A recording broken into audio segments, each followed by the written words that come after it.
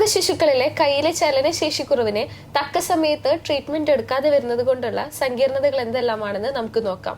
Thrissur elite mission ഹോസ്പിറ്റലിലെ plastic surgeon doctor അജയോട് നമുക്ക് ചോദിക്കാം. കുട്ടികളിലെ ന്യൂബോൺ ബേബീസ്, അതായത് സുഖപ്രസവത്തിന് ശേഷം ചലനശേഷി ഇല്ലായ്മ വരുന്നത് ബ്രേക്കിയൽ പ്ലെക്സസ് ഇഞ്ചുറി കാരണമാണ്.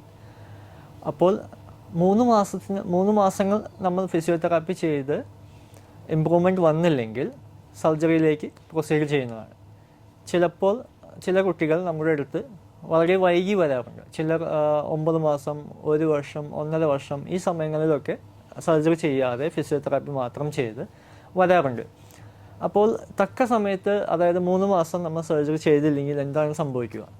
അതായത് ചില മസിൽസ് നമ്മുടെ കുട്ടിക്ക് ആക്ട് ചെയ്യുകയില്ല. അപ്പോൾ അതിൻ്റെ കാരണമായി നമ്മുടെ കൈയുടെ ഷേപ്പ് ഒരു അസാധാരണ രീതിയിലായിരിക്കും ആ കുട്ടിക്ക് ഉണ്ടാവുക. മാത്രമല്ല, നമ്മുടെ ഷോൾഡർ ബോൺ, നമ്മുടെ ബ്രേക്കിയൽ പ്ലെക്സസ് എന്ന് പറയുന്നത് നമ്മുടെ ഷോൾഡർ അനക്കണം, എൽബോ അനക്കണം, കൈ വർക്ക് ചെയ്യണം, ഇതിനാണ് സഹായിക്കുന്നത്.